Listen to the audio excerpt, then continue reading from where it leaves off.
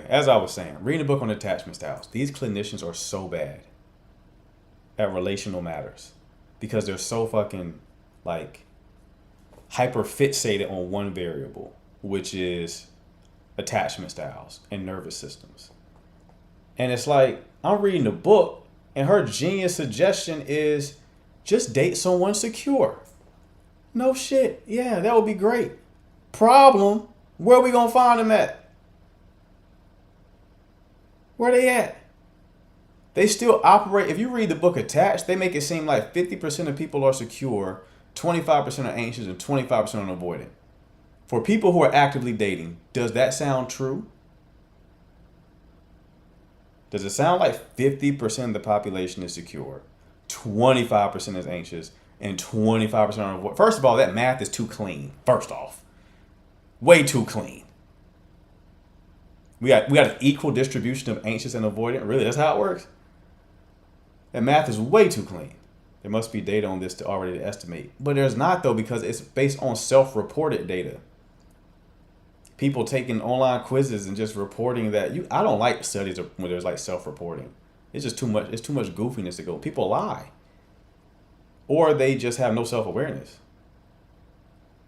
You know how many people I have to correct on what their attachment style is? I just had a client said him and his girl fearful avoidant. I'm like, that's unlikely. That's unlikely for both of you to be fearful avoidant. I mean, it's possible, of course, but I don't think that's the case. And they weren't. They both were anxious. So her genius solution was just find a secure person and then they'll engage you in a secure way that heals your nervous system. So she was talking about like there's more avoidant people. Like you gotta think about this like just logically from first principles. Secure people stay in relationships because they're secure. So people will stay with them, right? They don't get single often. Anxious people both stay in relationships and then become single because they push the other person away. But they'll stay in relationships too, right? And then avoidant people keep re-entering the dating pool. They just keep re-entering the dating pool because they're fucking avoidant, right? So yes, the avoidant number is higher because they keep recirculating. Exactly, right? So it feels like there's more avoidance than there actually are. It's just because they keep re-entering the dating pool, right? Makes perfect sense. Now, with that being said, problem is this assumption that the numbers are so high with securely attached people. But also, when I was reading the book, I'm like, you're only thinking about the bots are all secure, right? You're only thinking about things from like an attachment perspective, a nervous system perspective. So they had a story in the book where the fearful avoidant was being a fearful avoidant, very difficult to deal with. And she was like, find a securely attached person and then communicate with them. So then she was like, she had the fearful avoidant woman tell the guy she was dating, like, can you just send like check in? I would prefer you to check in afternoons around noon and before I go to bed, right? That will make me feel more secure. So he did that. And then there was another example where she was like, I'm feeling a little anxious today, so can you check in a little bit more today? And then he did that. And then the next day she was like, I'm fine now, so we can go back to our regular schedule. Who's doing all that?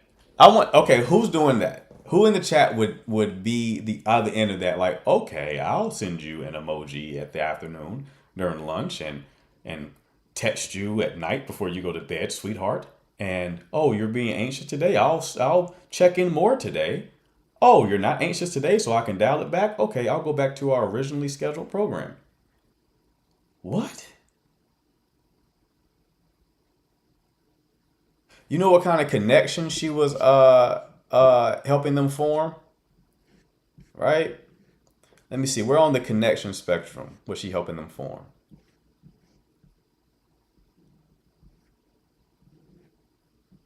She was trying to create the functional connection. High compatibility, low chemistry. High compatibility, low chemistry. One, do you think a woman even desires a man like that who's just following every instruction that she gives? No pushback, no problem? To the T? And she is turned on by the guy who's doing all that? That's what I mean. So the clinic, she's only thinking. She's a therapist. She co-wrote the book Attached, by the way. Huh? That book everybody's reading? She co-wrote that book. Adam Levine. No, I think it is Adam Levine. It's not Adam. It can't be Adam. It's another first name.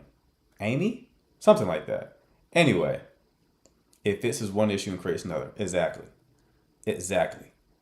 So it's like she's creating compatibility. She's creating like nervous system safety. In the spark and safety model, the two sides of attraction, she's basically saying this is how you give safety. Amir Levine, that's what it is. So that's what a lot of like the therapeutic clinical space is doing when it comes to relationships. It's just a bunch of safety. They don't know spark. They don't get spark. They haven't captured spark. They just know how to offer safety. They can't advise you at all when it comes to generating attraction. They can tell you how to solve safety problems on the back end, assuming you already got somebody. They can't teach you how to get someone, nor can they teach you how to keep passion alive. The closest person who was able to do that was I think, Esther Perel. She wrote the book Mating in Captivity. Now, she had a bit of knowledge. Esther know a little bit what she's talking about, right? Amir, I don't know. She understands attachment, but it's like there's no integration of other domains. So she's siloed into just attachment, which ultimately it doesn't help, man. There are some therapists who are trained by Gottman. I hear you, but like, Jesus Christ. This is the majority of them. There are some who are nice. There are some who are nice. They know what they're talking about. Like I just said, Esther. Esther knows what she's talking about. Made in Captivity is a good book. Real good book. But this whole like, let's be safe and communicate your needs. I align more with, what's his name? Schnartz? He wrote a book called The Passionate Marriage. This is where I got the concept of differentiation from. His perspective is, no, you meet your own fucking needs. I'm not here to meet your needs. You're not here to meet my needs. We meet our own needs and we come together. I'm with that. That's my worldview with this stuff. It's a bit different, okay? Dr. Cheyenne Brown, big, you know what I mean? Big old chesticles. Very attractive woman. Don't know much about her advice though. I don't like, for me, there's very few mainstream people I listen to. Because to be mainstream, you have to be safe. And when you're being safe, your message is watered down typically. I like learning from fringe, people on the outskirts, people who you're not really knowledgeable of, people you don't know. Once people crack into mainstream, shit just gets watered down, man. In every domain. In every domain. I'm only yapping because we don't have any callers yet. So if you have a question pertaining to dating and relationships, call in, I'll answer your question. This is why I said we're probably going to pack up the nightly live, because the callers at night they've been sucking for like the last month or so. Since Michael Jackson is a big topic of conversation, what would you say his attachment style is? I don't know. I'm not. Do you have a whole profile dedicated to Michael Jackson? I don't know anything about Michael Jackson's love life, man. So I can't. Pascal, that was a horrible shot towards Gigi, by the way. That was a horrible shot. Get coaching, brother. Get the coaching call. Jesus Christ. I about threw up.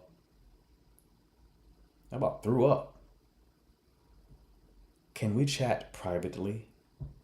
What are you, her boss? Gigi, is that your manager? Is your manager in the chat?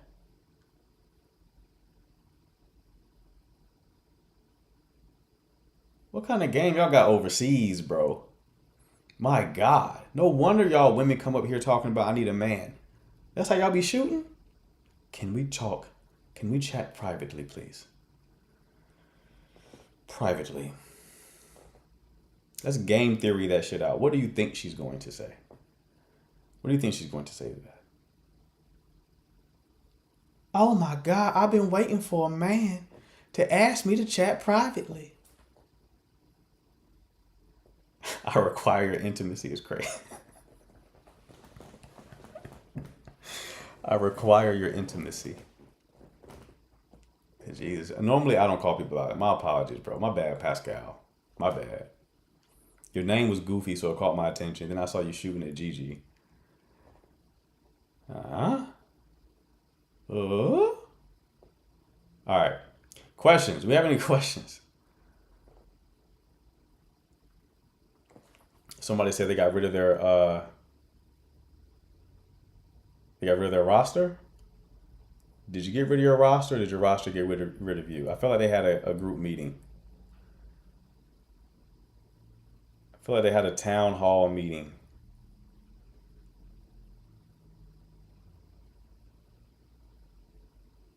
And they collectively decided no more. No more. They got tired of the vaginismus. How do you become soft and feminine for a man after being hurt? How do you become soft and feminine? I think your motivation is off. One, you have to do it for yourself. That's the first thing. And one problem that a lot of women have is they try to make the behavioral change without making the internal energetic shift. Okay? You got to make the internal energetic shift. So like a man can't act more masculine, but he can do things that helps him grow in his masculinity. So how do you grow in your masculinity? You take on more responsibility. You do hard shit. That's how you become more masculine. Take on more responsibility. You do hard things, challenging things. You slay dragons. Then you become more masculine.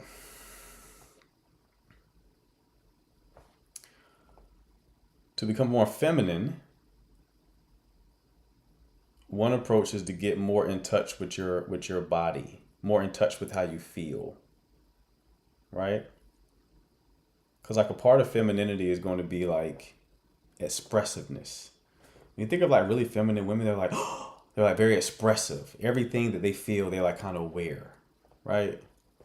Which is alluring to us men when we get like around a very expressive woman, which you don't see much of these days unless you're talking about like a cutie patootie or a girl next door.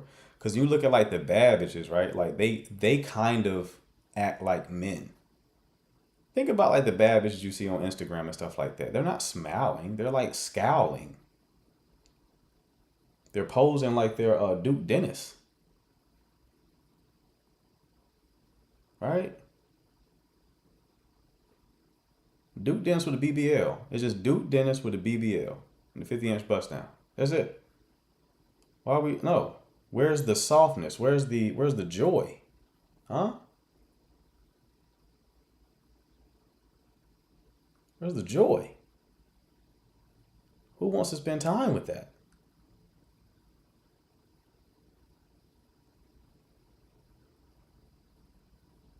We can't get rid of the nightly lives. I mean, I don't mind just talking like this to y'all. We can just do the chat. Maybe the nightly lives are just like the chat asks questions, not just rant on shit, but the calls just have been trash. I don't know if it's because we're approaching summer. I don't know what it is. They've just been trash. Yeah, like this guy was called. I don't know. Once I see we got like flags and shit in your bio, I don't know. What do you think about long distance relationship from a man's standpoint? Well, as someone who's experimented with them, I'm no stranger. It ain't ideal, but boy does it widen the pool. Widens the pool a bit. So, where was I? Hold on. Damn it. Where'd that question go? Did you delete the question? Okay. Anyway. It has a bad rap. That's understandable why it has a bad rap. But I mean, you can do it. The failure points are going to be a couple of areas. One, you don't see each other frequently enough or even engage each other frequently enough, right? Like if you're a long ways away from each other, you have to compensate for the distance by like talking more. So dating long distance, I would talk to that person more than I would talk to a person who I'm dating like locally. Okay. More FaceTime focus. If I was dating someone locally, I probably would just talk on the phone or text occasionally. Long distance, prefer FaceTime. I want to simulate the experience of seeing you, right? Second thing, there needs to be a bit of urgency when it becomes an actual relationship. I like to tell people you got a year. You can have a little longer than a year, but I like to say a year because it just gives people an answer. But it also double clicks on this idea of urgency. Like we gotta move. We gotta move. Okay, because we're in an unnatural situation and it's not sustainable. Okay. I don't recommend long distance for anyone who's anxiously attached unless they're dating someone who's secure. There needs to be someone grounded in the connection. To the point of the person who wrote that book about attachment styles, getting with someone secure is a hack. It does naturally solve a lot of the problems. You'll still have challenges, but it does make shit a lot easier. It makes shit a lot easier. And if y'all are watching this, if you're in this live, I would encourage you to become the person who is secure.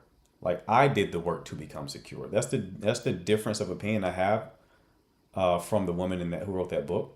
Is she was like, look for someone secure. No, become someone secure. You do it. You do it. Right? You take on that responsibility. I don't mind being the secure one. Okay? But you need someone to be grounded. You need someone who's not going to be so dysregulated in the connection. So if you're anxious, I don't recommend doing it unless you're with a secure person. If you're dating an avoidant or another anxious person, shit gonna go south. It's gonna go south for sure. Okay?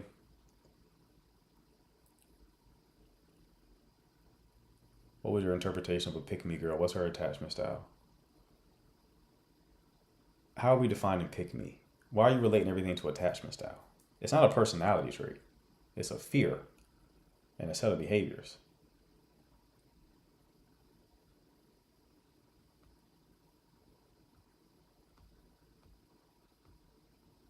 Oh, what just happened? Oh, the chat refreshed. Okay, where were we? Everyone is outside. I don't think that's the case, Sarah. We've had a lot of people in the chat. I mean, on the live. It's the calls were trash. I've been genuinely learning so much. What's the last thing you learned, Gigi? Or what's the best thing you learned since you've been on the live? And you can't say static environment. I know it's where you're going with it. Helps when you guide the conversation with new topics. I'll try my best, man. This is a lot. This is like a one-man show. So I know I make it look easy, but it's a lot I got to juggle. Dating tips for late bloomers. What problem are you solving? So frame the question like that. You being a late bloomer has created what problem? And then ask that question. That's better than me just giving you general tips. Is it wrong for a woman to ask a man where he goes or what he does? Is it wrong for a woman to ask a man where he goes or what he does? The question, Bright, is why are you asking that? Let's get to the root cause. What's the motivation? This is going to be a heart posture problem. Why are you doing it?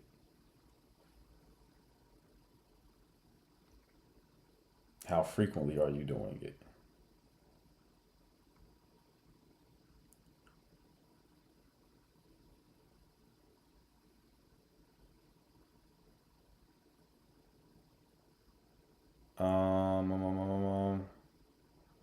Yes, being secure improves your overall life satisfaction. Facts.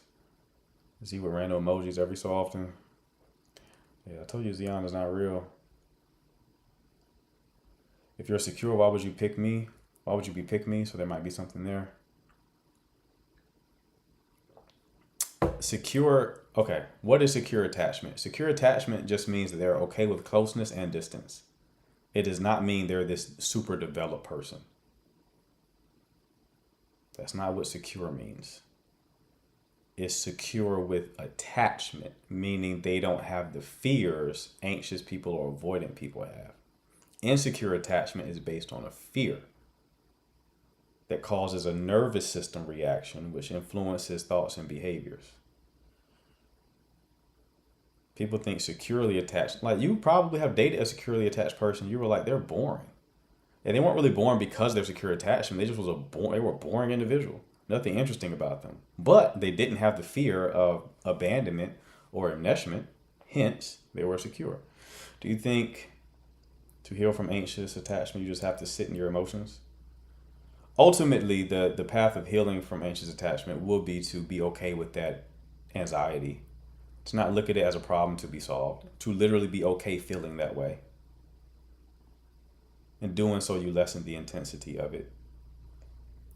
Becoming secure is literally just behavior change. Like if you're an anxious person, like I have anxious attachment roots, right? I was never extremely anxious. I've never been that guy. I was never the guy where if you were like, I'm going on a trip, I'm thinking that like you're cheating or something like that. I never. Tell me you're going to the store, I'm not timing you. Well, the store is 10 minutes away. And she said she was getting milk. That should take another 5 minutes in the store. And it's been 40. Where is she at? Like, it ain't. I assume you're doing what you say you're doing. I assume you're doing what you say you're doing unless God tells me otherwise, right? Now, to become earn secure, one common misconception people have is like, let's say they're anxious, right? And they want to become secure. They think that becoming secure means that anxiety goes away. Wrong. You're going to still feel that anxiety. It just doesn't control your behavior anymore. If you behave like a securely attached person, you are effectively securely attached.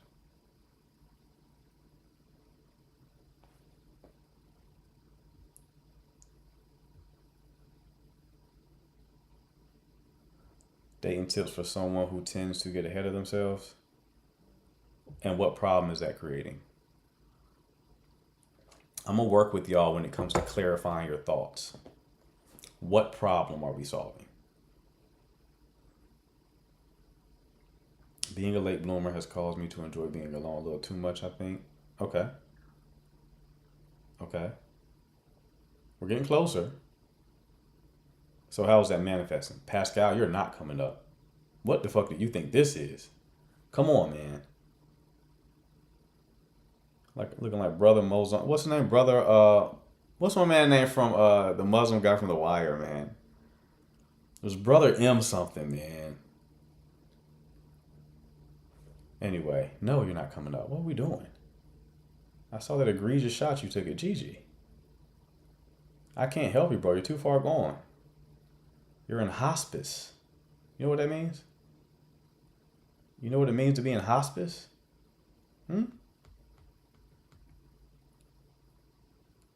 That means y'all come say your goodbyes. Pop is not doing so well. Pop is on his way out. Okay? I can't do nothing with that.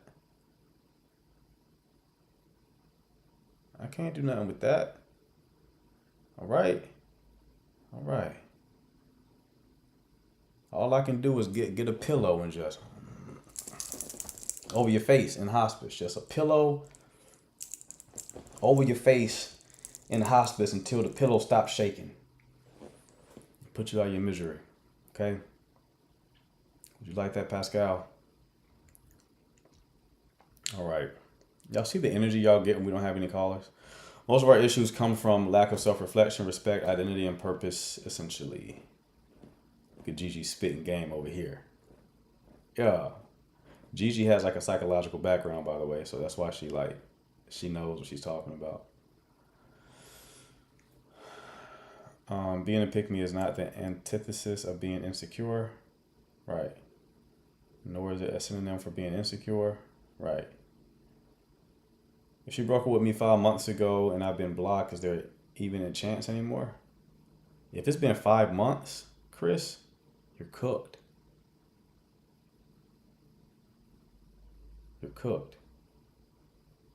Okay? Picture y'all's relationship as Pascal in hospice.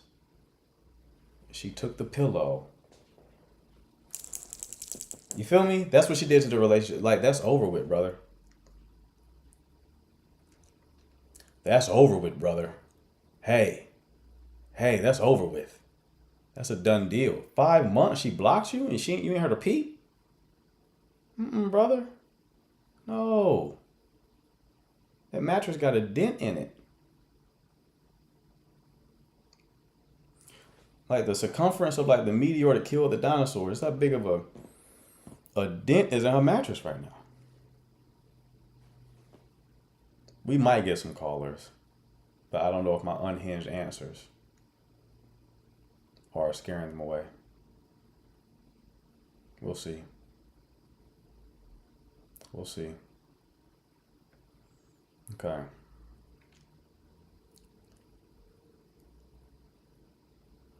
What other questions do we have? I can't lie. I like to lie with no callers. Y'all want to follow this format? No callers at night and then callers during the day? Bogani's handsome brother. What happened to Bogani, bro? Anxious attached people have tendencies to be super controlling. Right. Right. Anxious attachment is like the manipulative attachment style. It's not to say that avoidant anyone can manipulate. Even a securely attached person can. Again, they're not perfect. They're not more moral. They just don't have the fear, right? And nobody is perfectly securely attached either, by the way. You're going to have a lane. It's a spectrum. What I did get more insight in that book was that you can have different attachment styles for different relationships. I knew that already, but it made me reflect. And I was like, oh, I'm avoidant with some family members.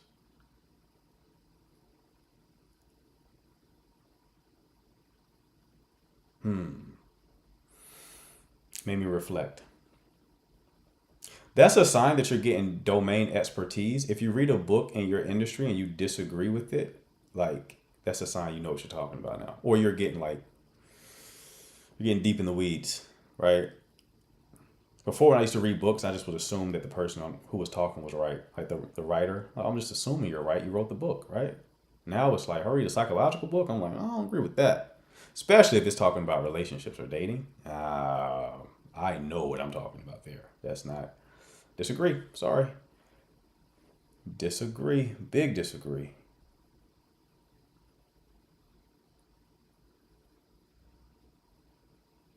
Okay, let me see. How would you go about breaking an unhealthy attachment? Like, to who? Let's get some shooters heading. Lisa, is that her name? Lisa? I need my Christian shooters to shoot at Lisa. Lyssa. She's in the process of breaking an unhealthy attachment. So, here's the thing though. Lisa probably don't want the healthiest guy right now. Okay? You gotta ease into health. You can't just jump. You can't do a 180. So I need a guy who's like 80% healthy, 20% toxic to go shoot at Lisa right now. Okay, let's keep it going. Is going to ask a man where he goes or what he does in a relationship? Did I already answer that or ask for more clarification? Got Super in the building. Super in the building.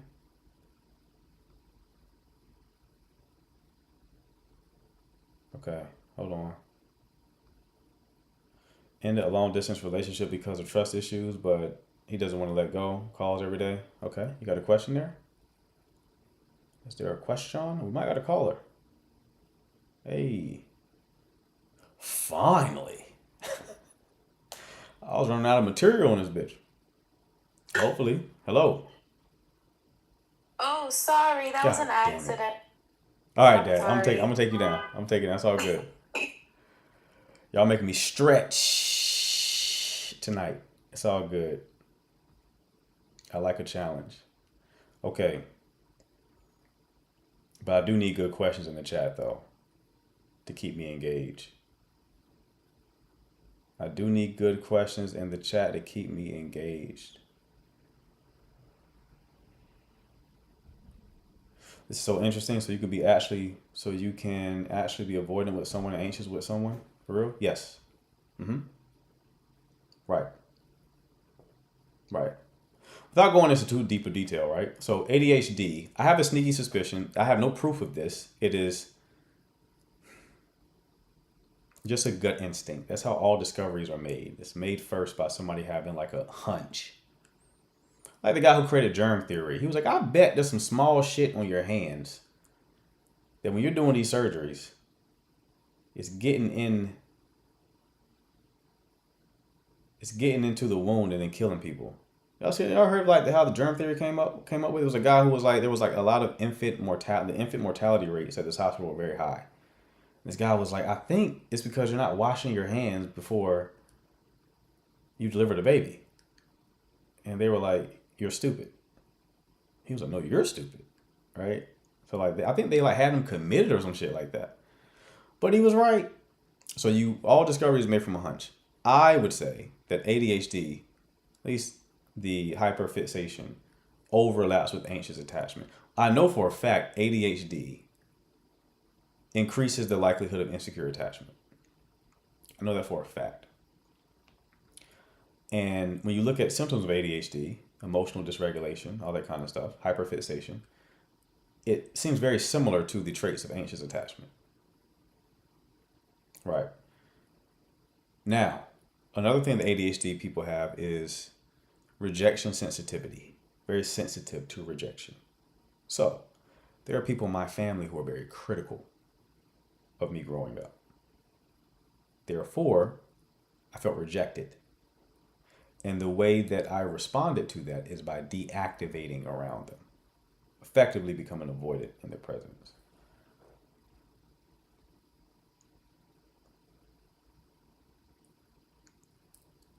Kiana, I may go over the connection spectrum again. It's a lot. It's a lot, though. Pronounce Lissa. Okay. So Lissa wants some shooters. She's correcting the name. Okay.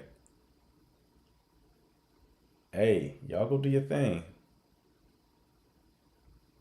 I'm expecting my guys who've been on the bench for a while. CJ, you feel me? Bobby done played too many minutes. We got to bench him. Bobby about to foul out. We got to bench Bobby real quick. We still need him for the fourth quarter. Why doesn't he want to let go? Probably because of that ass. Magnificent. If I had to bet, that ass. Nope. Come up with a question.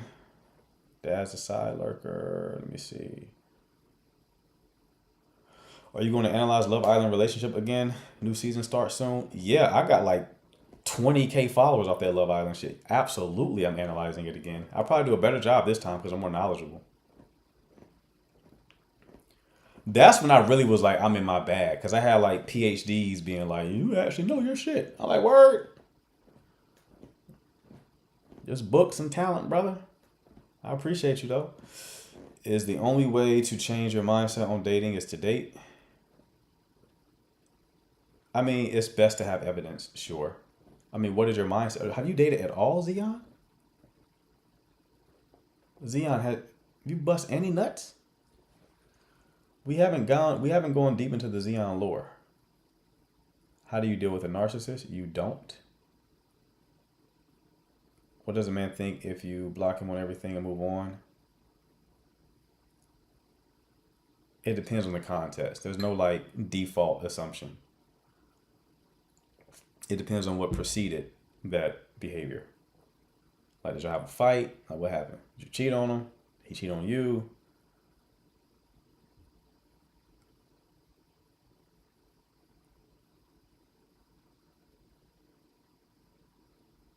How do you handle not feeling loved seen by your man, but he insists he's showing you he loves you?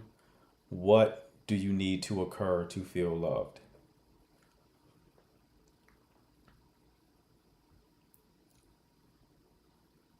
ADHD is more prone to limerence too. Yeah. Yep. My ADHD gives me hyperfixation vibes for sure. A bunch of rejection again. Why don't he want to let go? It's long distance, so it's not about having access. I mean, I would say it's still access. When you say it's long distance, have y'all not seen each other? Because if no, then you're just with a very desperate guy. In which case, watch out. Desperate people are dangerous. I have a friend who says, the friend I was talking about earlier in the live, I got this game from him. earlier this afternoon, he was like, I don't befriend no guys who cannot get women. He said, because they will throw you under the bus for some ass faster than anyone else. I gotta agree. That's why I help. Because I'm like, you're starving, brother. You're starving. When people start starving, they do scary shit. What would you do if you've never been in a relationship? How would you break in? How would you break in? I don't like the phrasing of that. It sounds like you're going to force some shit to happen. So let's not break any laws. First off. Right? Okay. You just have to take action. If you don't know what to do, you got to get the feedback loop started. You need something to improve. When you take action, you've now started the process of improving something, because now you can look at the results of said action and then iterate.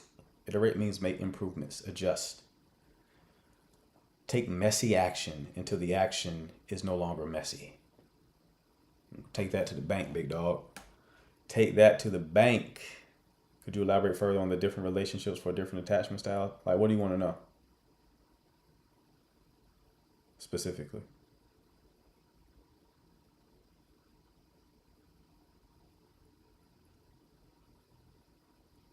What do you want to know specifically?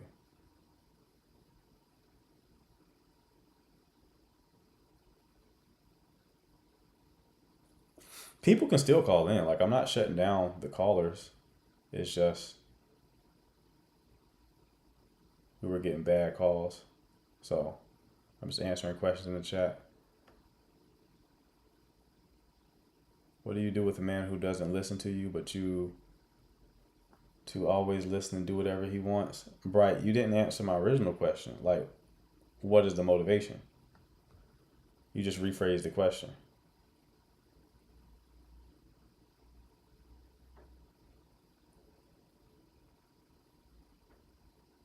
CJ, I don't like the shot you just I don't like the shot you just took.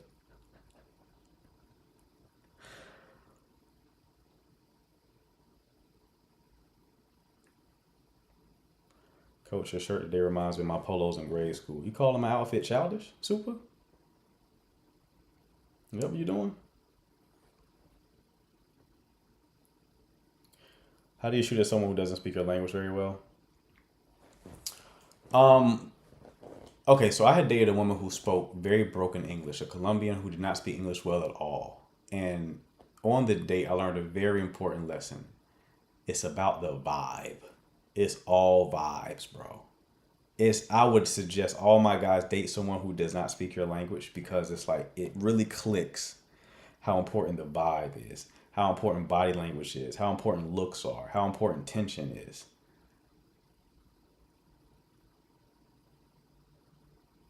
Very important. It makes you see things a bit differently. You see the world with more color. But yeah, it's just vibe. It'd be hard for me to explain it to you, but like it's just vibes. It's okay.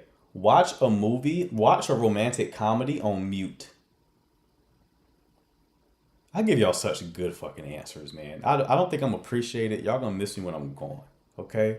Watch a romantic comedy on mute. And that's what I'm talking about. Watch Hitch on mute when he goes and he talks to Shorty in the bar.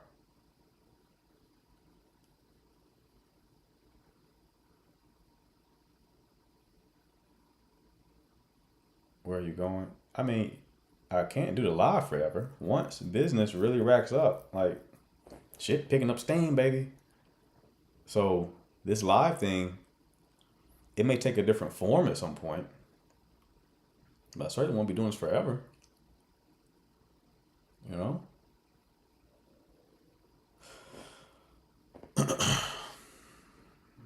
Y'all about to start crying. As we go on, we remember all the times we... Yes, well, 24 and 18 is disgusting.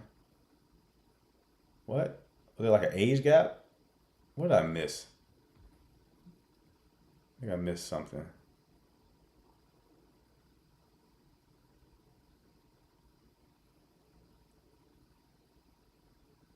Okay. What's good, Artie's on?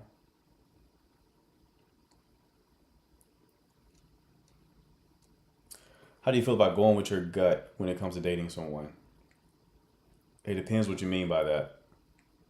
Are we talking about intuition or are we talking about activation? Remember, I'm not going to get into the connection spectrum right now, but there's 4 variables you want to consider with your dating life.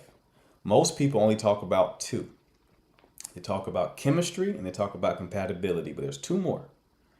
You also need to factor in admiration and attachment activation. To love someone romantically, admiration is normally required. People rarely make that point. They always talk about chemistry and compatibility. Admiration is very important to love someone. That's why I tell guys to like be on their purpose and to live like a full life so there's something to admire about you. Your woman can like look up to you in some sense, respect you some way. That's outside of chemistry and compatibility, right? Attachment activation is someone who triggers your attachment wounds. When that happens, it makes you feel a lot of anxiety. To people who are unaware, the uninitiated, if you will, they perceive that anxiety to be passion. They don't know they feel anxiety.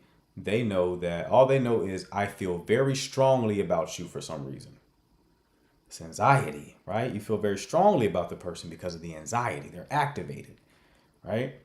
Should I go over the connection spectrum? Let me know, because I will.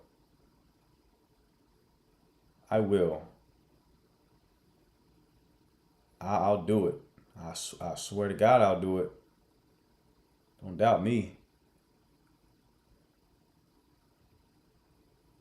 I'll do it right now. Say I won't. Say I won't do it.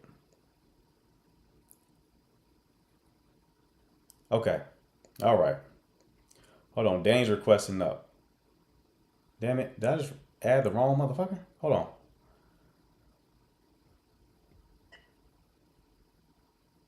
Pretty lady said you won't. Y'all are funny, man. Danny boy, what's happening? What's up? Yeah, I was just calling in to say you should go over it while Kiana's paying attention. While Kiana's paying attention? Yeah, so she don't miss it this time. All right. I'll go over it. Y'all force my hand, so I will go over the connection spectrum. You want to stay? Zion's here too. Say what? He's skipping. Well, Zion's here too because he's always skipping class. Right. Mint has a 25. Are you staying? You want to stay up while I do it, or you want me to go ahead and cook? Go ahead and cook. I'll be here. I'll ask questions. All right.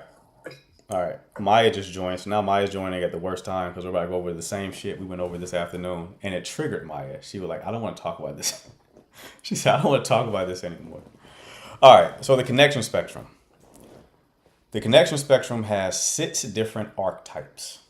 Okay, 6 different forms of relationships you can have, which are based upon the combination of those 4 variables: chemistry, compatibility, admiration, and activation. Okay? All right. So, first connection that we have is the spark connection. The spark connection is predicated upon high chemistry, low everything else. This is just a person who you have high chemistry with, very high chemistry, and nothing else. This feels exciting, flirty, easy, and playful, but it lacks depth, it fades quickly, and it rarely progresses, right? So you'll normally find this type of connection like a vacation romance, a surface level attraction, and it's like very short-term dating dynamics. I don't think we're really at the situationship phase with this type of connection, but it's more so like a fling, if you will. Who's had that type of experience? Tell me in the chat. Who's had that type of connection, the spark connection? I did. Okay. We all have, I'm sure. Well, Nadia, we're not all freaks like you. All right. Some of us are pretty tame, Nadia. A little bit conservative. Okay. Nadia, like, who hasn't had that? What are you talking about? I have 3 of those right now. Okay. So we've all had the spectrum. So that's like the most basic one, right? It's like, okay, yeah, high chemistry. Second type, the addictive connection. Okay? I'm messing with you, Nadia. Kinda. The addictive connection. The addictive connection is high chemistry plus high activation. Remember, activation is when someone activates your attachment wounds. You start feeling that anxiety. For an anxious person, this is a person who's being like hot and cold. Hot and cold. Makes you feel very anxious. Like, oh, I thought we were going to talk tonight. He said he was going to call me tonight. He didn't call. And it's like, oh, I feel anxious, right? The addictive connection is high chemistry, high activation. It feels intoxicating, obsessive, and emotionally consuming. Okay? But it's unstable, inconsistent, and dysregulating. All right? So these are your hot and cold dynamics, trauma bonds, and anxious avoidant loops. So when anxious and avoidant people get together, they typically formulate the addictive connection.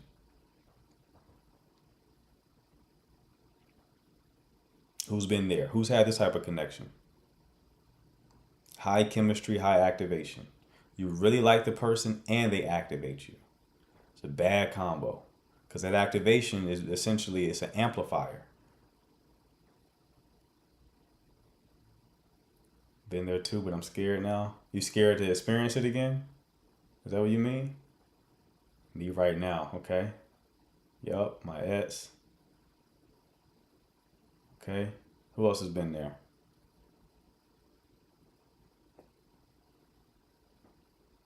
I think so. It was fun. Never again. How about my comment? No, I'm messing with you, love. You're good. You're good. Okay. I miss it. Old dog is a dog for real, huh? All right. So the aspirational connection is next. All right. The aspirational connection is high admiration, moderate chemistry. So high admiration, moderate chemistry. This feels inspiring, meaningful, emotionally safe. Okay. But it lacks erotic energy or polarity. This is the person you'll meet and you're like, okay, they're good on paper, right?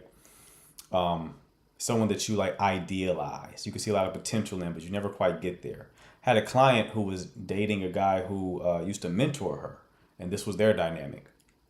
I told her she was dating her mentor, right? She was dating her mentor, and when they first met, and the connection was good, then he stopped being her teacher and mentor. They still were dating, but something was missing. And I told her that the mentor-mentee dynamic created innate polarity, right? It created innate polarity that made up for the lack of spark or chemistry in the connection. Once that dynamic fizzled out and he was no longer teaching her, the polarity went away. So she got to see the reality of the connection, okay? So this is the aspirational connection. It seems like there's potential, right? Because you admire the person. You admire the person. So you have the foundation to love them, but it's like, you don't like them like that. You don't like them like that. Has anyone, this was a rare one to experience. Has anyone experienced this one?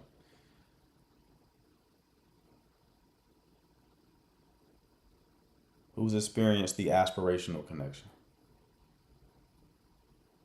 I'm workshopping the names. We'll probably name it something else. Never, okay? Too nice is good on paper but boring. Lindsay said yes. Crystal says me. Bobby says several times. Several times, Bobby? Several times?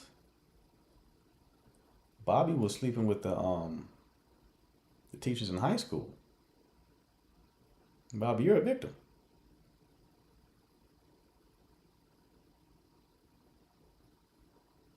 You're a victim, Bobby.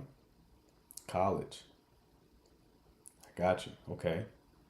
All right. Ain't nothing wrong with it. Ain't nothing wrong with it. Bobby dropping a little bit of lore there. Effective marketing, my man. You definitely have, I'm sure you got some attention now. Well done. All right. So that's the aspirational connection. I can see a lot of people in the chat haven't experienced that yet. Moving on. Next, we have the functional connection, right? This is high compatibility, low chemistry. High compatibility, low chemistry. This feels stable, practical, and emotionally easy. Okay? But it can become passionless, roommate-like, and predictable. These are relationships that are built mostly on logistics and marriages that just work. This is like the safe connection. This is the safe connection. High compatibility, so y'all's life fit together. Probably have the same religious belief, similar worldview, similar very similar values. Okay, so you kind of get along, but it's like there's not really any spark in the connection. This is low spark, high safety. I would say women who find themselves in this connection are the women who dealt with a lot of spark guys, got burnt from it in more ways than one, and then overcorrected to a safety guy. Or women who are later on in life, like in their late 30s, 40s, 50s, and they just want to be married. So they're like, he'll do. He'll do. Pass. He was really nice, but I couldn't do it. Who's been here? Who's had the functional connection? Are we doing some reflecting? We going down memory lane real quick. That's why Maya said she couldn't do it anymore. She was going down memory. She said she had a guy for each category.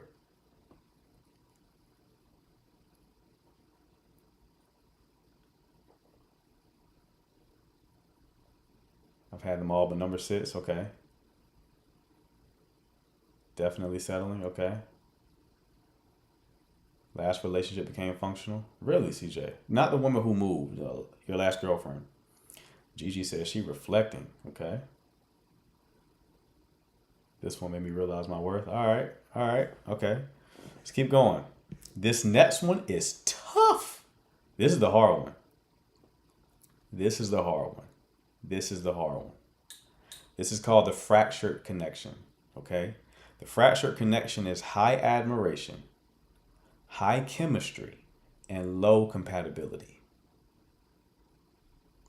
High admiration, high chemistry, and low compatibility. This is the we would be amazing if connection. We would be amazing if connection. It feels profound. It feels emotionally significant. It feels hard to let go of, right? But the structural incompatibilities kill it. And those structural incompatibilities could be distant. Maybe you're long distance with the person, it just doesn't work out. Timing, right? Lifestyle mismatch and nervous system mismatch. But everything else is perfect. Everything else is perfect. These are the ones you can't really, it's so hard to get over. It's so hard to get over. High admiration. You really admire them. High chemistry. You really like them, right? And low compatibility. This is the one that hurts. This is the one people call in. They're like, yo, it's been 2 years. I can't shake them. This is the hard one. This is the hard one. This is what my coach would call the tier 1 connection. Well, tier 2. Well, this is a tier 1. No, this is still a tier 1 connection. Tier 1 connection is typically going to work out because of compatibility. These last 2 are tier 1. Okay, the final one. This is what everyone should strive for. Now, here's the thing. If you're not in this live, you're going to settle for probably one of the first 4. People who don't work on this stuff are probably going to settle for one of the first 4. That's the default path. The first 4 are the default path for the vast majority of people. The last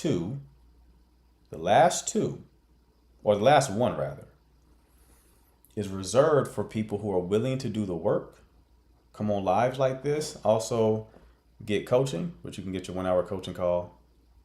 This icon right here, hit the button at the bottom of the screen, shoot me a message about your situation, and if I can help you, I'll send you the link to book it.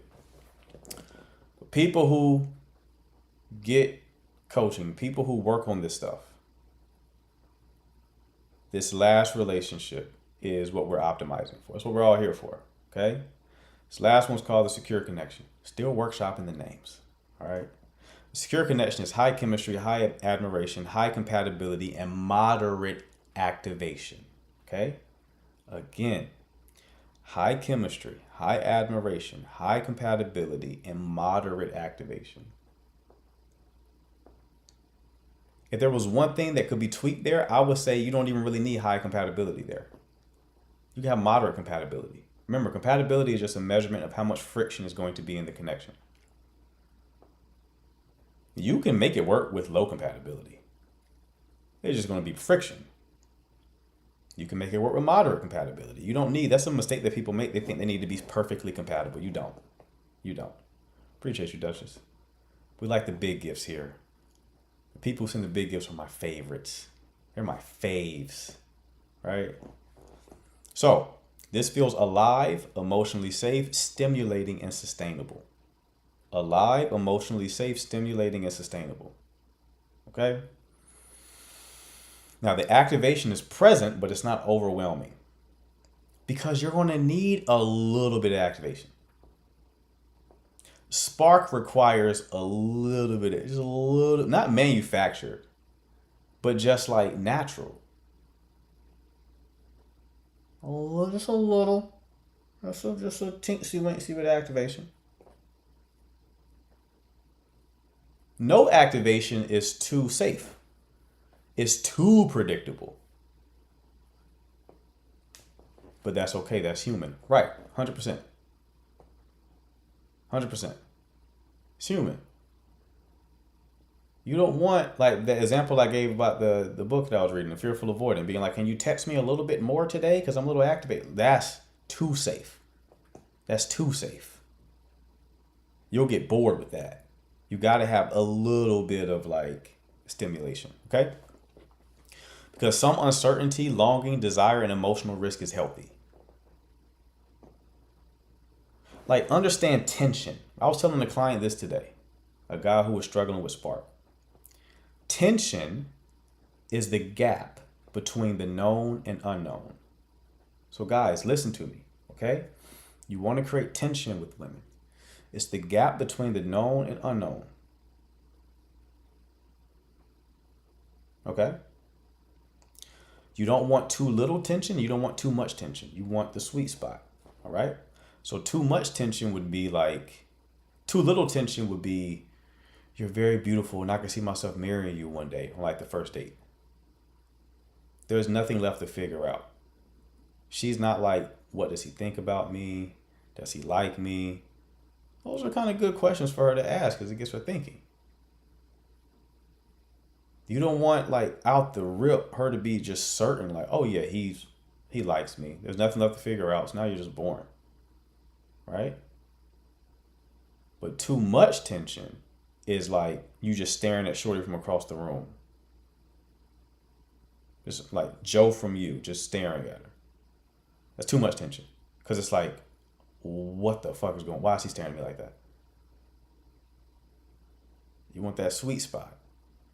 You watch like sitcoms and you see like a couple, the whole will they, won't they trope. Where you like, you know, the people on the TV show are feeling each other, but like they don't never. It's Jim and Pam from The Office, right? It's a bit of tension there. It's a bit of tension, okay?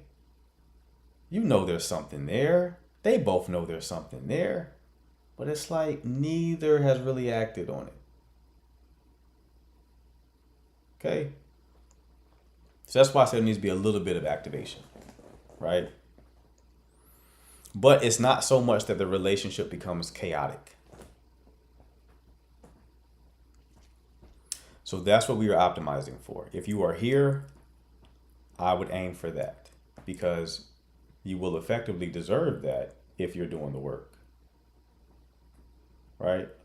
If you're not doing the work, you're going to default to a spark connection or an addictive connection or an aspirational connection or a functional connection. That's what you're going to default to if you're not watching content like this and you're not getting coaching. Can you recommend a book that touches on all this? These are all my brain creations, my boy. No book is this. But you can get coaching if you would like to learn more. You can always get a 1 hour coaching call if you would like to learn more. This icon right here, hit the button at the bottom of the screen, shoot me a message. I'll ask you about your situation and if I can help you, I'll send you a link where you can book your 1 hour coaching call.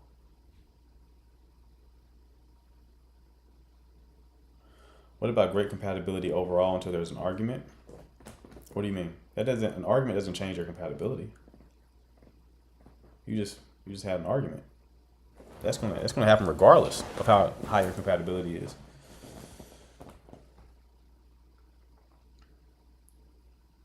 That's why you need to write. I'm more of a speaker, Gigi. I don't know. I might write a book at some point.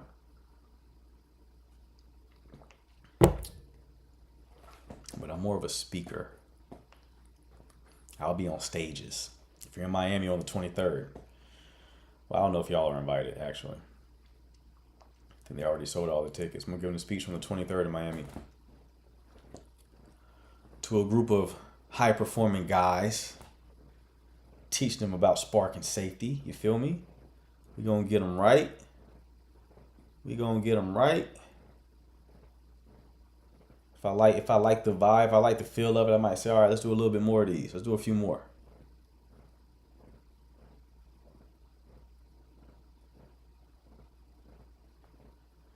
Let's do a few more, you know? But I like coming up with these models because it's like, how many models we got now? We got this is the connection spectrum. We got, my coach has the tier system. He also has the three pillars of attraction, and I have spark and safety, connection spectrum, and stages. That's a lot. Y'all got a lot to work with. With that combination,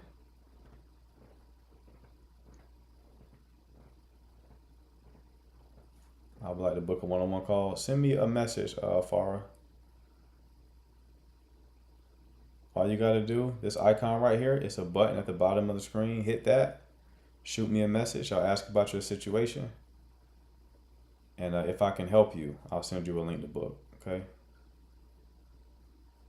I'll send you a link to book if I can help you.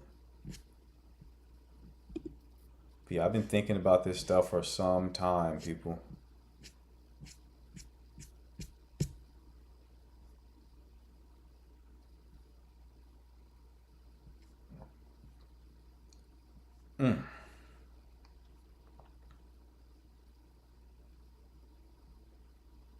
Has someone asked me recently, like, can chemistry grow? Do y'all think chemistry can grow? Answer in the chat. Do you have an example of a situation you weren't able to help? No, it hasn't happened yet, honestly. Honestly. Y'all been watching this live. There's not been one question where I'm like, I have no idea. There was one that I was kind of stumped on, but it was more of a kink type of question. Okay, we say yes. I don't think so. It's either there or it isn't. Okay, it's either there or it isn't. In some cases, hence the static environment setting. Yes, chemistry can grow. Okay, more answers because we seem to be completely split on this. At the very least, upon new information, I absolutely think chemistry can grow. Okay, okay, keep coming. Keep coming with the answers. I want to see if we have like a consistent pattern. Depends on what, GG. Okay, we got yes, we got yes. Okay, it looks like yes is winning. Where are the no's at? Okay, yes, definition of slow burn. Danny says yes. Okay.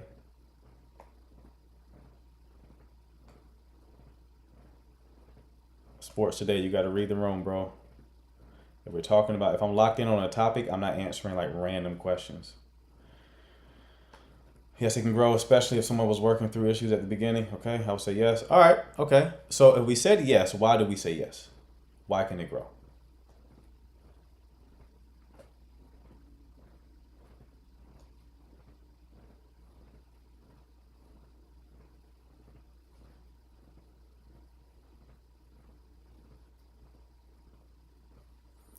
Okay, either chemistry is there or it's not. Okay.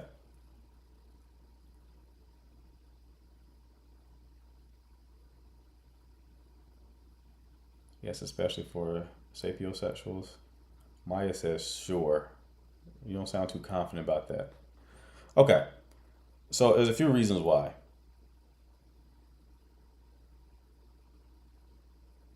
A few reasons why. The first one is that admiration can grow. Admiration can grow. You can respect someone more, understand them more deeply, see their competence, see their confidence, see their emotional depth. Like admiration can grow. And admiration is under the banner of chemistry. Especially true for women. Okay, especially true for women. Women, the way women become attracted is more dynamic than men. So considering that admiration can grow, chemistry can grow. Okay? Because admiration is essentially psychological attraction. Psychological attraction amplifies physical attraction, especially for women. Psychological attraction amplifies physical attraction. So if admiration grows, chemistry can increase. Okay? The second one is very important. If safety increases, chemistry can grow. Why do y'all think that is? We're literally treating this like a classroom right now. Why do y'all think if safety increases, chemistry can grow? See what critical thinkers we got in the chat. What critical thinkers do we have in the chat? Super, don't disagree. Give me your thought process. Talking about preach, Pastor. Nah.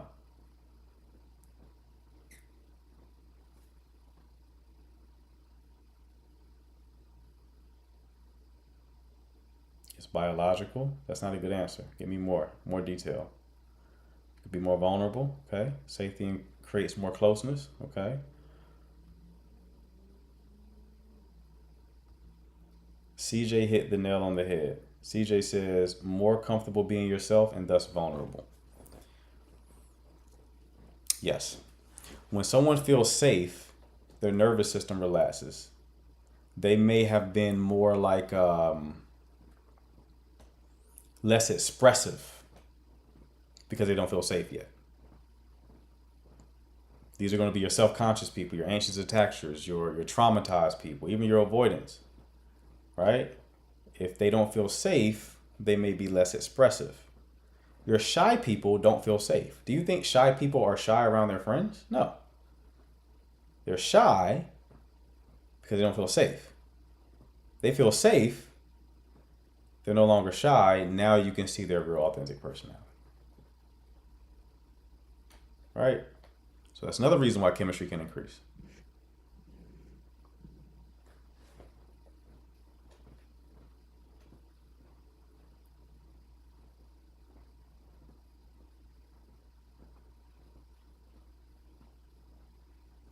Another reason why chemistry can increase is like if you're lower in the stages, you are projecting heavily. If you're lower in the stages, you're projecting heavily, meaning you're not really seeing the other person for real. Right? So as you begin to see the person for who they really are, chemistry can either deepen or it can collapse entirely. This is an example of this is like, let's say you come across a guy who's mysterious. And because he's mysterious, you fill in the blanks. I used to teach guys to be a bit more mysterious because women tend to assume things are better than what the truth is. Like if you don't, like, which is a half truth. Now that I know the stage model, it's not even as accurate as I used to teach it. So I don't even teach it anymore. But You meet a guy who's mysterious, you project onto him, you fill in the gaps. Then you get to know him. And it's like, oh, well, the truth was not as interesting as my imagination.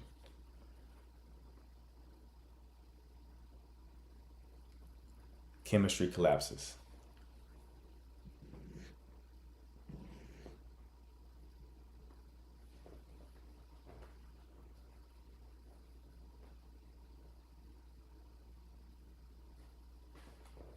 Okay? There's more, but that's enough.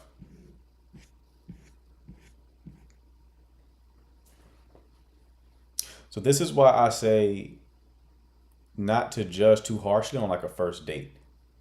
Give it 3 dates. Prior to recent experiences, I used to say that the woman that I connected with the most was a medical student I dated. Was it last year? Yeah, last year. First date, cool. Cool. Second date, eh. Third date, out of there. Out of there, third date. Sometimes you gotta let the connection breathe a little bit. Unless there's like zero chemistry, zero connection, zero spark, give it a few. Give it a few outings before you call it. Give it a few outings before you call it. You gotta let connections breathe.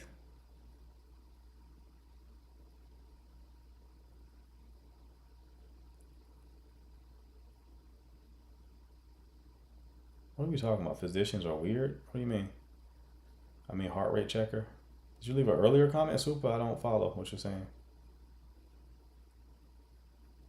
That's the thing about me. One date is enough, but I'm learning. Yeah, unless it's like you get completely turned off. If you got completely turned off, I understand. But you gotta let some connections breathe, man, because it's like some connections, the truth of the connection will reveal itself over time.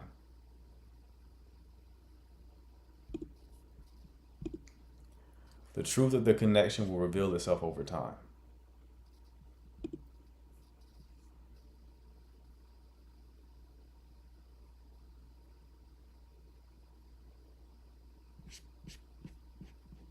Oh, no. Okay, cool. It's outperforming.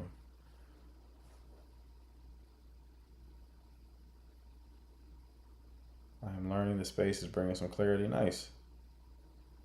I'm starting to think dating just isn't worth it. Why is that? Why is dating just not worth it?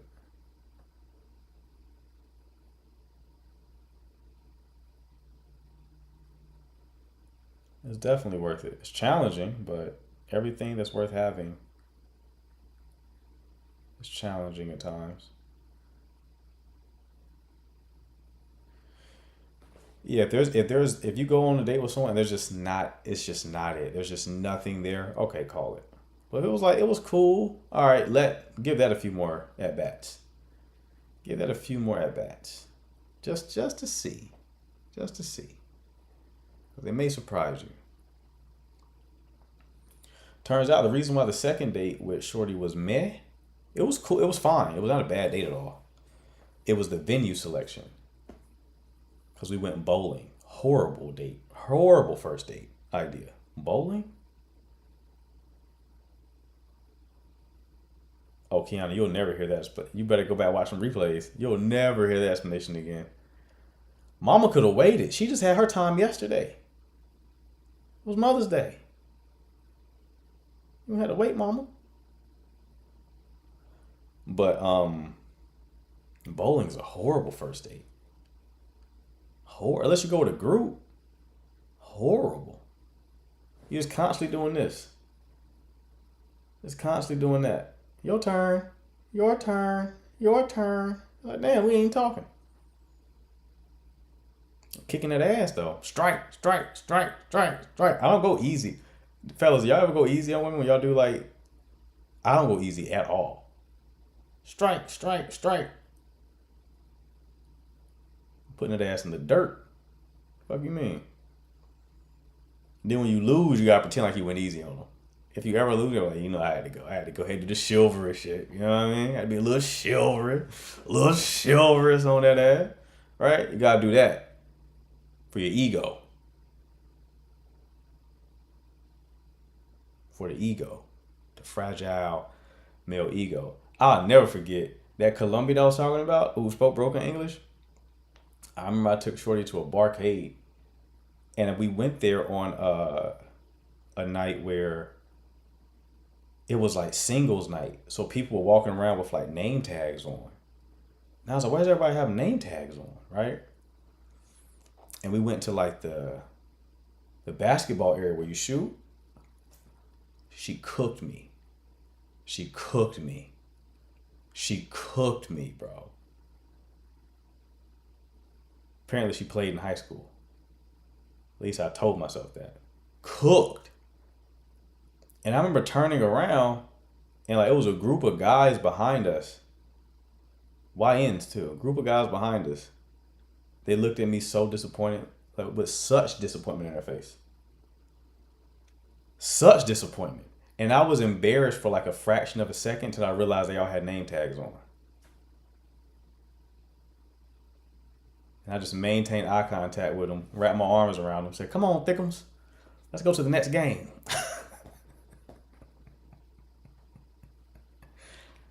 She said, all right, Papi, come on, Thickums, let's go to the next game and lead these boys to it. It's fellas, it's guys' night out, right, guys? It's a guys' night out.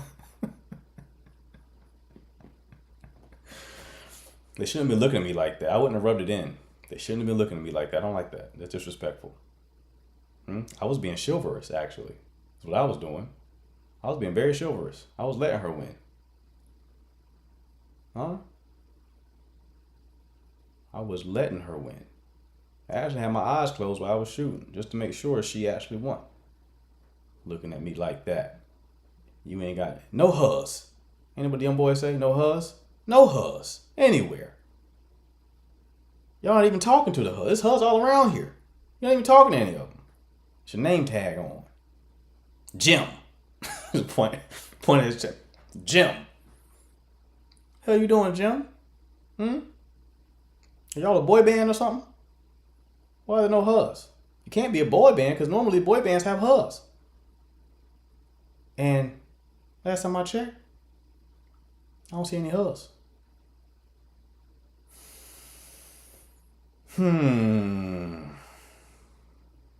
So yeah.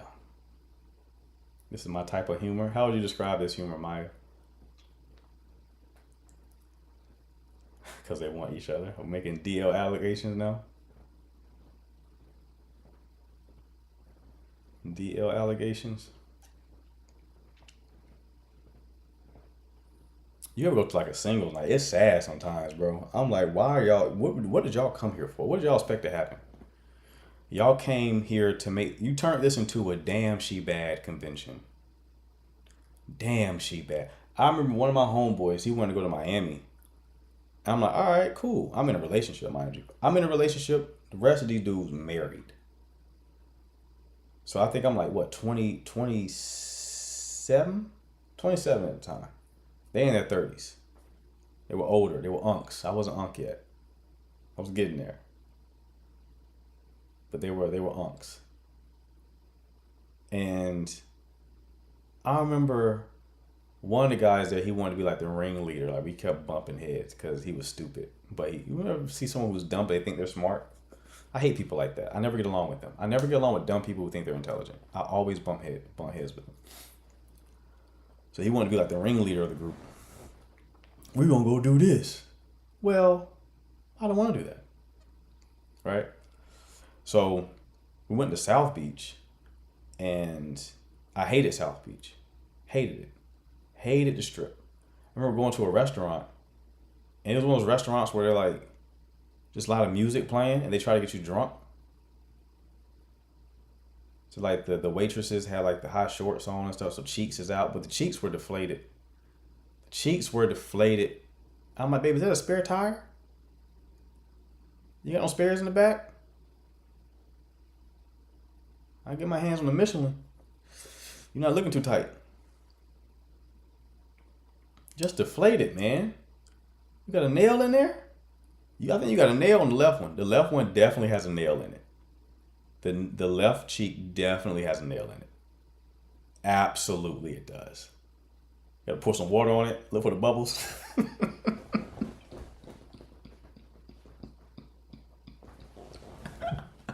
You gotta pour some water on, look for the bubbles. There it is. That's the nail right there. Let me get some pliers real quick. Give me here. Let me get that out for you. Get that out for you real quick. Let's inflate this bad boy back up. So you can get some tips. Because this is, you're not getting tips with this nail. This nail is stopping your tips for sure. For sure, it's stopping the tips.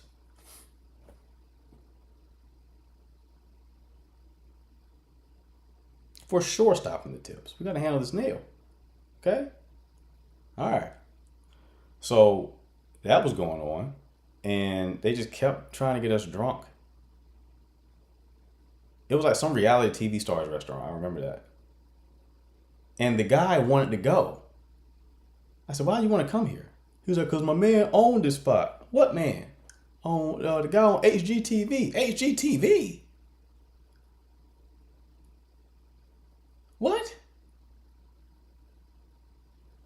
NPC, bro. Straight up NPC. So, anyway, I got the nail out of the tire. I helped her call Geico. She called Geico. She had left cheek insurance. So Geico came out. I assisted. We got the nail out of the tire. We sat down. They kept trying to get us a drink. I kept telling her no. She kept trying to force me to drink. I guess she wasn't used to people saying no to alcohol recommendations. I'm like, I'm not drinking, love. I'm good. And the music was so loud, bro. I'm like, why do they have the music? I'm saying it like as a business person. I'm like, why is the music so loud? It was like us and like another group in there. Hella empty chairs. I'm like, this isn't going to be here long. They were so hurting that the owner had to come out to like take pictures with people. That was like the draw to get people in there. Right? So I'm like, the music, I'm like, is the speaker in the table? Can we check that? Can we lift the plates up and see if the speaker is embedded in this fucking table? Because this music is entirely too loud. I can't hear anything y'all got going on.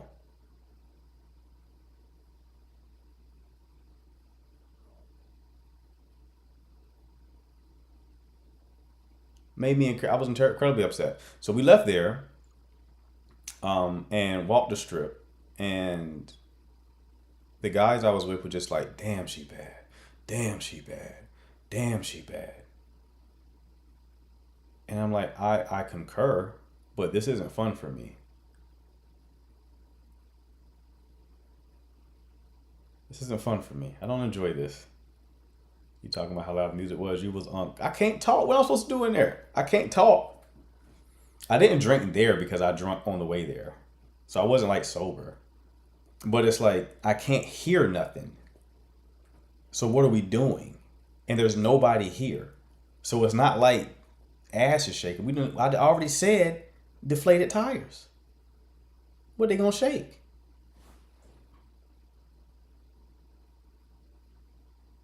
So damn, she bad. Boy, I would. You ever hear like, give your boys like, boy, I would. Man, I would. I don't want to hear that shit, man. This role play scenario ain't fun for me. What we doing? Plus, it was mad ignorant out there anyway. I saw someone hanging out the car roof with ones, just counting ones, doing a money spray with ones. I said, get me out of here, bro. I'm about to throw up. Shit is sickening. I hate ignorant shit. Get me out of here. BET uncut with flat tires. I don't like it. So then the next day, they tried to go back. They were like, we're going back to South Beach. I'm like, y'all are going back to South Beach. I'm not going back to South Beach. I know what y'all are going there for. Just to look at women walking around, bro. That shit's lame to me. I didn't know y'all were going to be lame out here. I don't like that. So I called my other homeboy who lived there, who had connections, and we hit like different clubs. Had the VIP access. And the boys came back to the room and they were jealous. I was showing them pictures. They're like, how you get access there? I said, I told y'all. I know a few folks here. Y'all didn't listen. Y'all wanting to go damn she bad. These chicks to death. Y'all could have had a good time. They were all married, Maya. They were all married. So no, they didn't talk to any of them. But here's the thing: even if they were single, they would not have talked to any of them. It's them type of guys. Even if they were single, nobody was getting talked to. So I'm like, what are we doing, man? So yeah, I had to ditch them. One that was mad at me too. The guy who was trying to be the ringleader, he was mad because I kept like doing my own thing. Cause like we came back and like he unfollowed me on everything. I thought me and him was Facebook friends.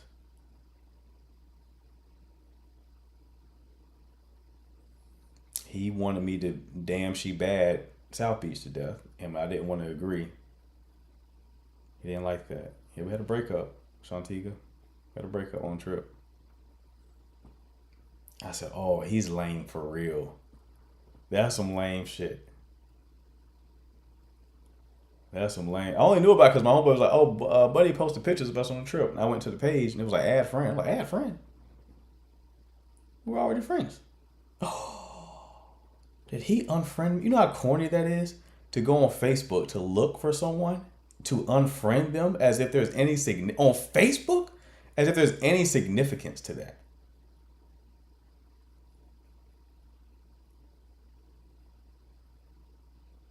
Happens to women all the time. Yeah, but men don't really move like that. That was some corny shit. That was some corny shit. I'm not, I'm very polarizing. People either really like me or they don't like me at all. Who else is like that? I heard somebody say a long time ago, if everyone likes you, nobody loves you. So if everybody likes you, nobody loves you. If everyone likes you, you're also not being authentic. Because if you're being authentic, you're going to naturally polarize people.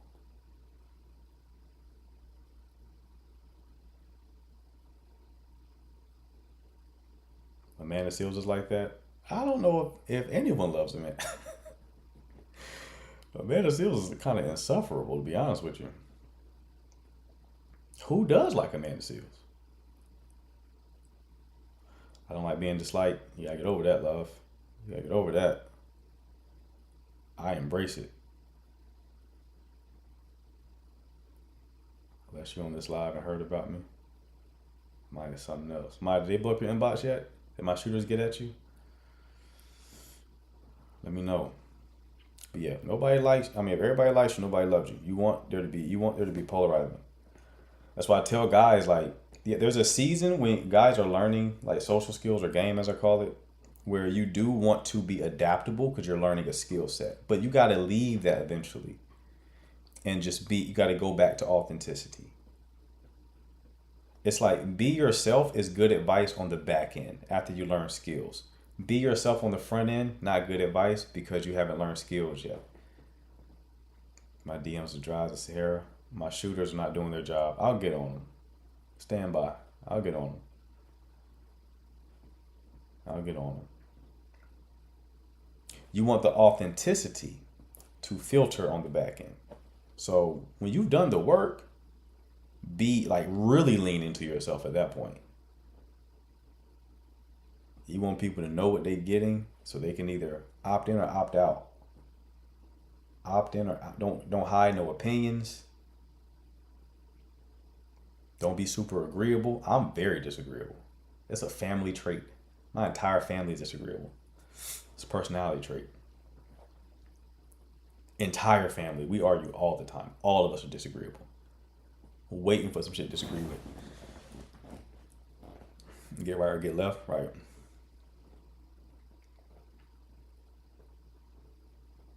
I was at a job one time. It was like this real corny dude we worked with. Real corny guy, people pleaser too.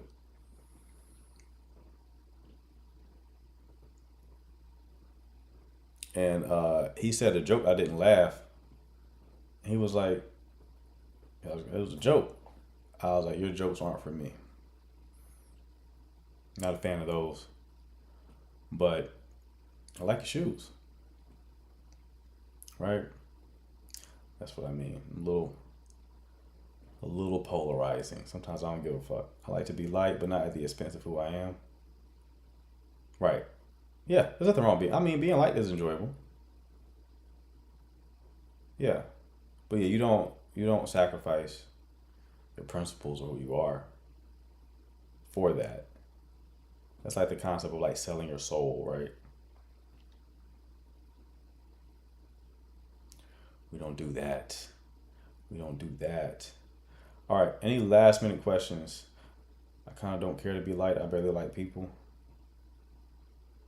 I mean, I enjoy being liked, and I also like people. I don't like dumb people, and I shouldn't say that because it's like they can't help it. Like if you're stupid, part of that's genetic. You had no choice. Everyone, your whole family tree wearing helmets, so it's like you didn't have a choice.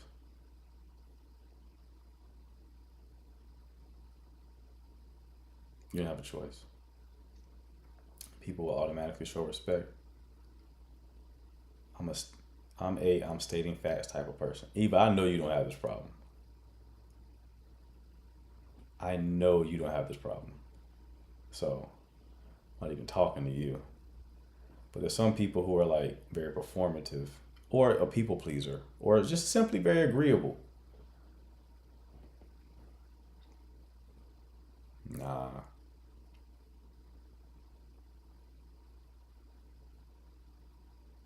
I've had to learn to like tailor it, like temper it as I've gotten older. So now I just won't say things. I won't pretend. I won't pretend. I had one experience in high school. I remember this shit. And I don't really have a good memory with like my life, but certain things stick with me. This shit impacted me so bad, bro. I still mad at myself to this day. I was a freshman. There was a guy, I wasn't like popular in school, but I was funny. And me being funny allowed me to be friends with the popular people. So I've always been friends with popular kids. I just was never like that guy in that way. So I remember my freshman year, I made friends with like this junior. His name was Suge, right? We had the home ec together. Suge was very popular dude, right? And I remember there was like this nerdy guy in our class. I was cool with him too.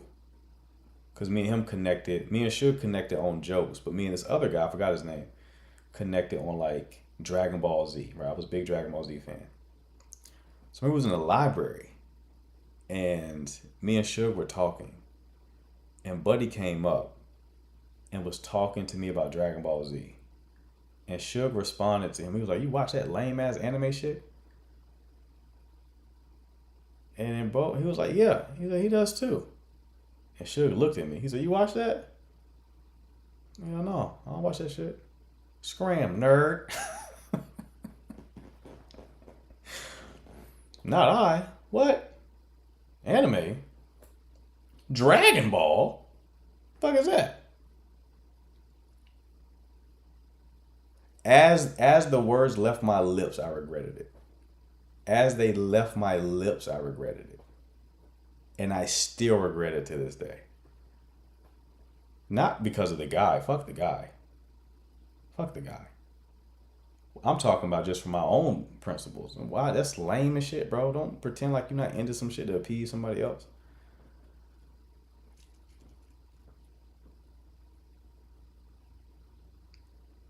Mm-mm. And that day, I said I'll never do some lame shit like that again. I had to look at myself in the mirror. I was like, I'll never do that again. Never. Because up to that point, I normally wouldn't do shit like that. Because I don't care. What did he say? He just looked at me with disappointment, the other guy. He looked at me like that. That shit stung, bro. That shit stung. Will you ever get married? I hope so. If I get married next year, y'all coming? If I get married like a year from now, y'all can come through. What do you think triggered that? I think I for sure wanted the approval of a guy who I perceived to be popular. It wasn't even his popularity. He was a cool dude. He was like, he was a cool guy. And he was older than me too.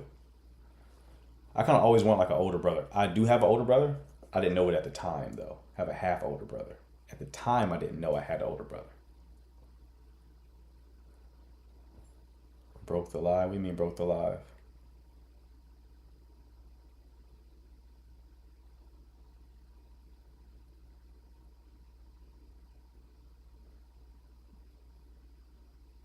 As long as the DJ plays Afro beats, I'm there. Of course, next year. Or just the year after or the year after that. It was hypothetically. Hypothetical, Maya. I used to lie real bad in elementary school. Maya, you know what? You got the phenotype of a liar. You got the evil light skin phenotype. You got the evil light skin phenotype. Yes, 100%. 100%. 100%.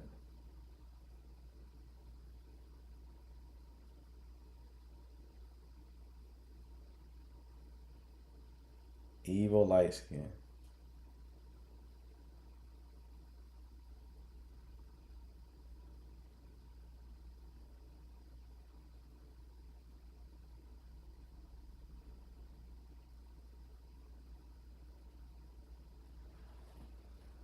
Eva, you wouldn't come to my wedding unless Afro beats were being played? That's crazy.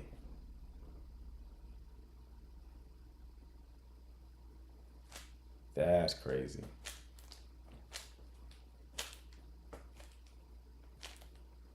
We gotta limit Hannah's drinks. You know, she throw a little bit too many of those back. Danny gonna be on the dance floor. What's up, Super? Super not even there. Super not even there. Just, what's up, Super? Yeah, where the hell Super at, Danny?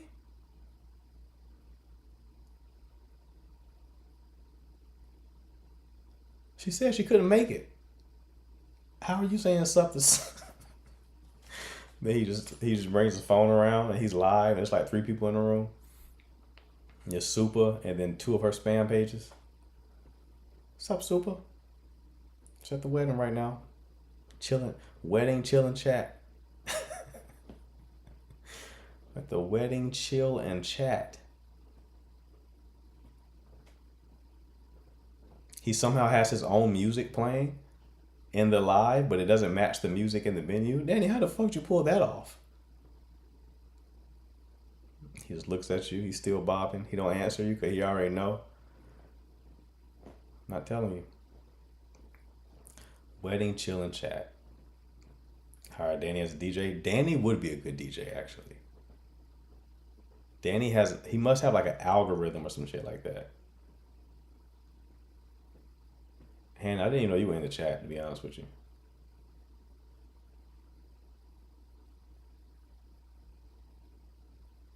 Gigi be there and hiking the tire for some reason. Gigi, what the hell? Hike? You coming dressed like that? Go take one. Go take one. I feel like Danny be making song requests often at the parties. Don't underestimate Danny. He's a man of many talents. He's a man of many talents. I'll be in white. Hey. Gigi being white. You lying everybody with the whiteness. I went to reject a guy because I'm in love with someone else, but I don't know how to tell him. You want to reject a guy. Okay? I mean, you definitely should, because you're in love with somebody else. So he's already being set up to be hurt.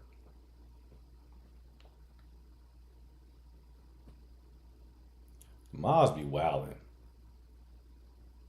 The mods be wildin'. Anyway, people, I gotta dip out. 1 hour coaching calls.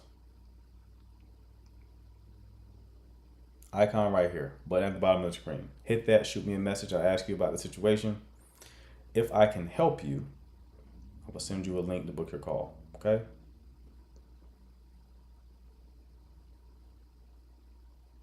All right. You should get it. Talking to you, Gigi.